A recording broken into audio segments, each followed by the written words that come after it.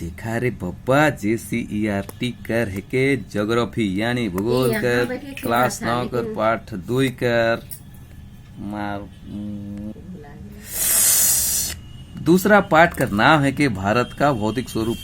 पहला सवाल है कि निम्नलिखित विकल्पों में से सही उत्तर चुना। सही विकल्प चुने का है एक स्थलीय भाग जो 3 ओर से घिरा समुद्र, इसको बोलते हैं द्वीप।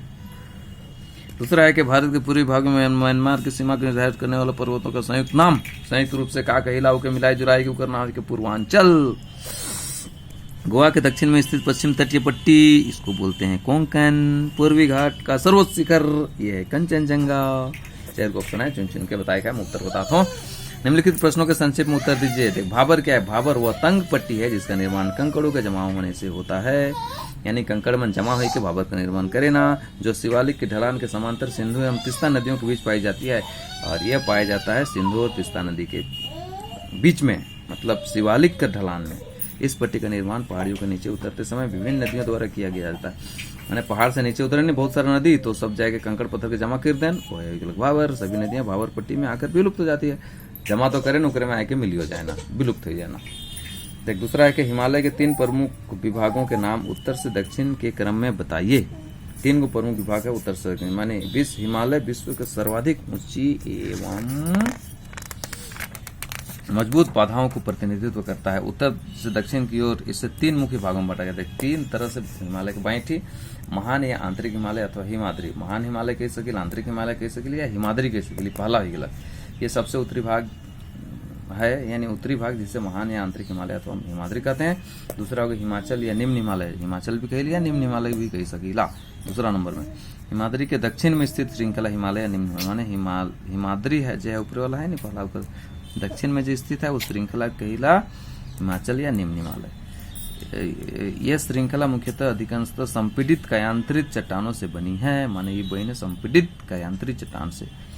पीर जंगल श्रृंखला, पीर पंजाल श्रृंखला सबसे बड़ी एवं सर्वाधिक महत्वपूर्ण श्रृंखला का निर्माण करती है। पीर पंजाल श्रृंखला है, यानी सबसे बड़ा और सर्वाधिक महत्वपूर्ण श्रृंखला का निर्माण करती है पीर पंजाल श्रृंखला। ठीक है, कुछ अन्य महत्वपूर्ण श्रृंखला धौलाधर और महाभारत भी है। महाभारत उपा श्रृंखला है के। तीसरा है कि शिवालिक। शिवालिक का चीज है? शिवालिक है कि नहीं, हिमालय का सबसे बाहरी श्रृंखला को शिवालिक कहते हैं। सबसे बाहरी उस शिवालिक को यह गिरिपथ श्रृंखला है। गिरिपथ श्रृंखला कहे ना, तो हिमालय का सबसे दक्षिण भाग का प्रतिनिधित्व भी करती है। दक्षिण भाग का प्रतिनिधित्व करने वाला है शिवालिक। तीसरा सवाल है कि अरावली और विंध्याचल की पहाड़ियों में कौन सा पठार स्थित है? अरावली और विंध्याचल की पहाड़ियों में है मालवा का पठार। चौथा सवाल है कि भारत के उन द्वीपों का नाम बताइए जो प्रवाल भित्ति के हैं। ये लक्षद्वीप समूह। वाह वाह वाह, प्रवाल भित्ति यानी लक्षद्वीप समूह। भूगर्भीय प्लेटें क्या है? भूगर्भीय प्लेटें क्या चीज है? भूगर्भीय प्लेटें पृथ्वी की ओर, पृथ्वी की ठोस परत के नीचे, यानी पृथ्वी के जो टाइट है उसके नीचे मौजूद पारंपरिक धाराएं को हम लोग बोलते हैं परपटी या स्थलमंडल या भूगर्भीय। भूगर्भीय है नहीं, इसको भूगर्भ, अरे यार क्वेश्चन है ये वाला। भूगर्भीय प्लेटें पृथ्वी की ठोस परत के नीचे मौजूद पारंपरिक धाराएं, ठीक है, इसको परपटी या स्थलमंडल जो कहते हैं, इसको कई बड़े भागों में बांटती है। ठीक है, इन भागों को टेक्टोनिक या स्थलमंडल या वही भूगर्भीय प्लेट कहते हैं। पैसा है अलग अलग हिस्सा में पाइट है नहीं सके है ना। देख, एगो क्वेश्चन है, क्वेश्चन मतलब हो सकल नवा वाला किताब होगी तो ऊपर में क्वेश्चन बढ़ाए देगी। आज के कौन से महाद्वीप गोंडवाना लैंड के भाग थे? गोंडवाना लैंड के भाग कौन कौन सा थे? गोंडवाना भूमि के में वर्तमान भारत, ऑस्ट्रेलिया, दक्षिण अफ्रीका एवं दक्षिण अमेरिका एक ही भूखंड में शामिल थे। यह दक्षिण गोलार्ध में स्थित था। गोंडवाना भूमि में कौन कौन है? यानी महाद्वीप गोंडवाना लैंड में वर्तमान भारत, ऑस्ट्रेलिया, दक्षिण अफ्रीका एवं दक्षिण अमेरिका एक ही में थे। ठीक है, निम्नलिखित में से अंतर स्पष्ट करना है। बांगर और खादर। बांगर क्या चीज है रे बब्बा, और खादर क्या? बांगर देखो पुरानी जलोढ़, यानी बांगर जो है वो पुरानी जलोढ़ मिट्टी है, मृदा भी बोलते हैं इसको पुरानी जलोढ़। और खादर नई जलोढ़ की, नई जलोढ़ को खादर कहते हैं। दूसरा अंतर है, यह मृदा नदी के बेसिन से दूर पाई जाती है और यह मृदा नदी के बेसिन के पास पाई जाती है। एगो दूर एगो पास। यह भूमि देख, बांगर होता है, यह भूमि कम उपजाऊ होती है तथा खेती के लिए आदर्श नहीं, माने बांगर जो है ना बंजर भूमि टाइप है, खेती के लिए उपयोगी नहीं है। और खादर जो है बहुत उर्वर होती, बहुत खाद वाला होता है तथा कृषि के लिए आदर्श मानी जाती है।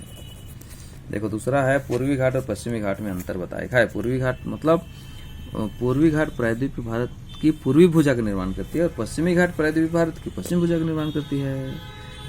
इस घाट की ढलानों पर वर्षा कम होती है, यानी पूर्वी घाट में वर्षा कम, और इस घाटों में पश्चिमी ढलानों पर पूर्वी घाट की अपेक्षा कम वर्षा, इधर में और कम वर्षा है पूर्वी घाट से। चल ठीक है, दूसरा एक अंतर, पूर्वी घाट करामंडल तट के समांतर है और पश्चिमी घाट मालाबार तट के समांतर है।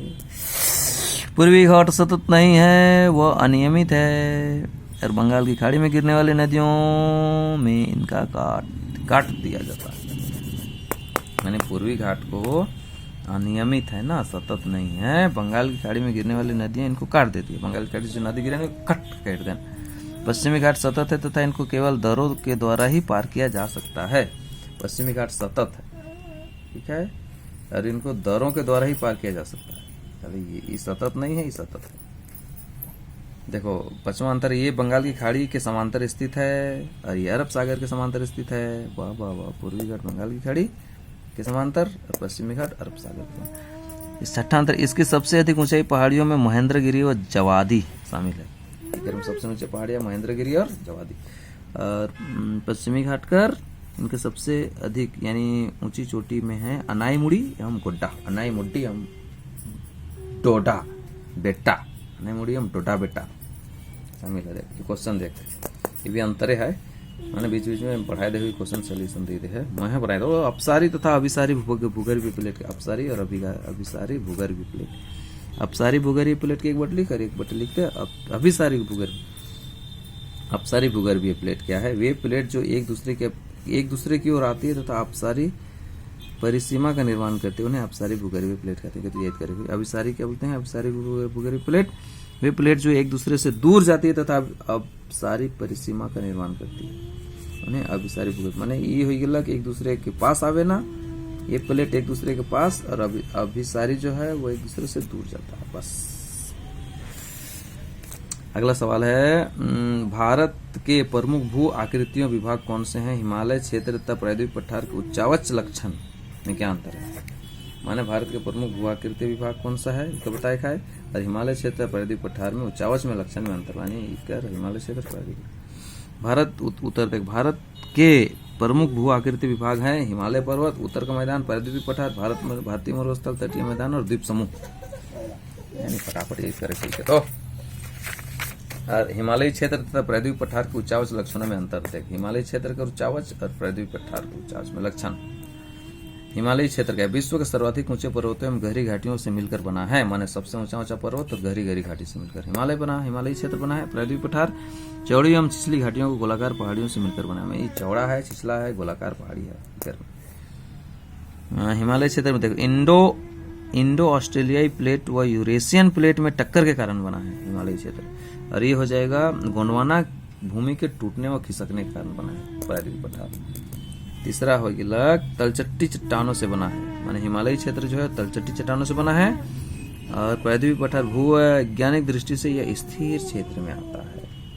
इकर इन्होंने घसकेला, ये नहीं घसकेला। भूवैज्ञानिक दृष्टि से देखो, हिमालयी क्षेत्र भूवैज्ञानिक दृष्टि से यह अस्थिर क्षेत्र में आता है। अस्थिर माने स्थिर नहीं है ना, बर्फ है तो कहीं पिघलता है तो ऊपर आकृति चेंज हो जाता है, माने अस्थिर है।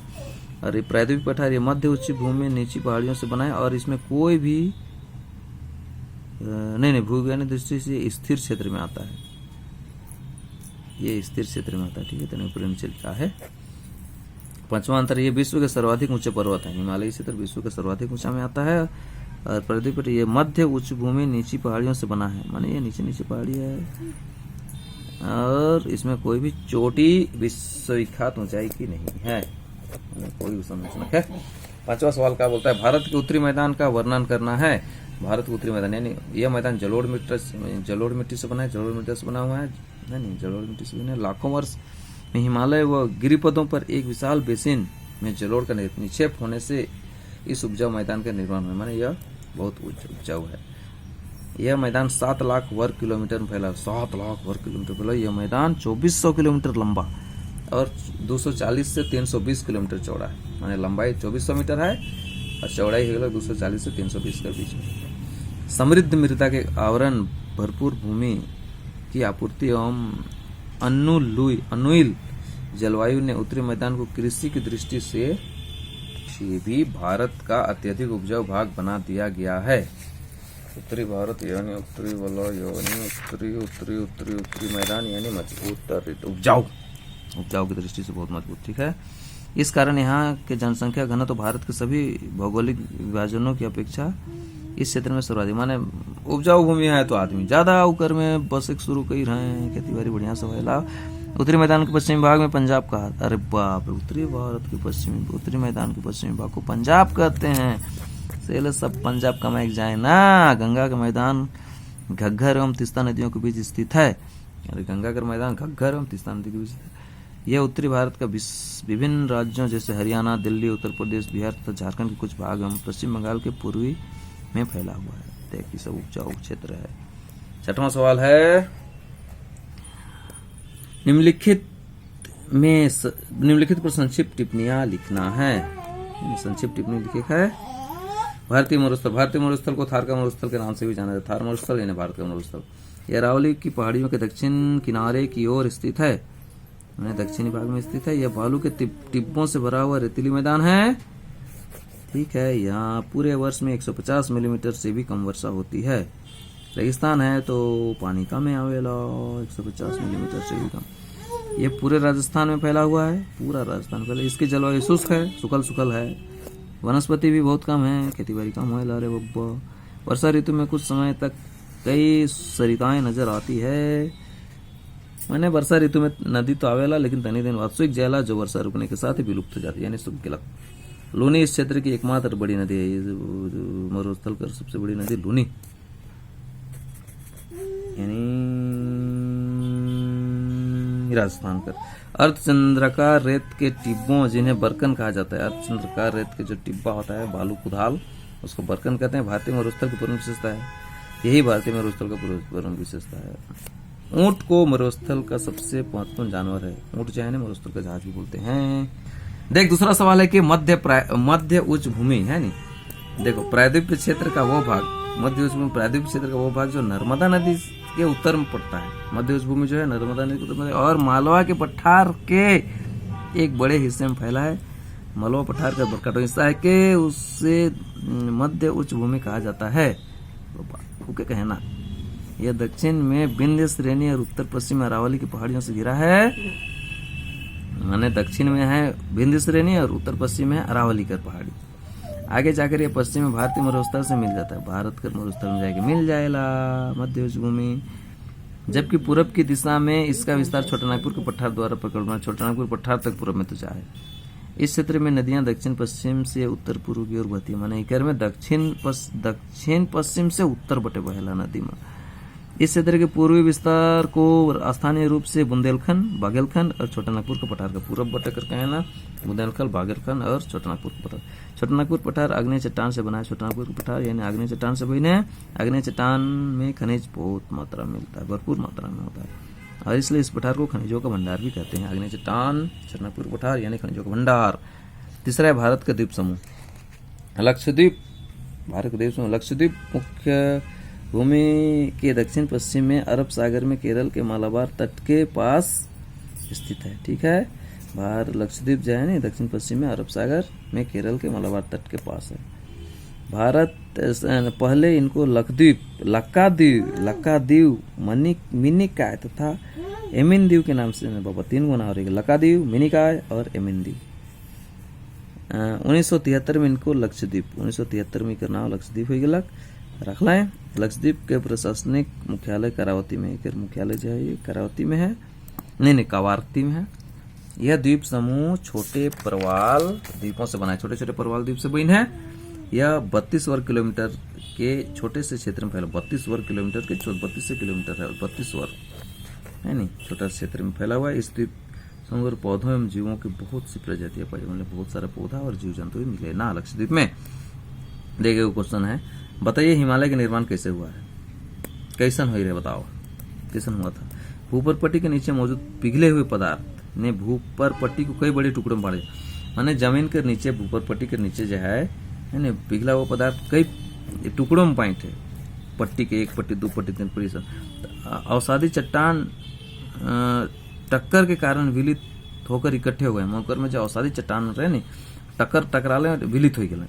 गोंडवाना भूमि के अलग होने के बाद इंडो ऑस्ट्रेलिया प्लेट उत्तर में पूरे यूरेशियन प्लेट की ओर खिसक गई। और गोंडवाना भूमि के अलग होने के बाद, गोंडवाना भूमि से अलग होने के बाद इंडो ऑस्ट्रेलियाई प्लेट जो उत्तर में यूरेशियन प्लेट की ओर खिसक गई। माने तो इन्हें उन्हें खसके को है कि नहीं, तो खसक गए उत्तर की ओर, उत्तर में यूरेशियन प्लेट की ओर खिसक लग। यह दो प्लेटों में टकराव के कारण बना, माने दुई प्लेट आपस में टकरा लें, खसकते खसकते उठ गए उठिन। ये दो प्लेट में टकराव का कारण बना, ये दो प्लेटों में टकराव का कारण बना। और इस टकराव के कारण टैथिस की अवसादी चट्टान विलित होकर पश्चिमी एशियाई की पर्वतीय श्रृंखला हिमालय के रूप में उभर गई। तनी पढ़े खोई के तो टकराव जो होल ओकर बाद जे अवसादी चट्टान यानी टैथिस के अवसादी चट्टान जो रहे वो विलित हो गया और पश्चिमी एशिया का पर्वतीय श्रृंखला और हिमालय के रूप में उभर गई। खत्म रे पाठ।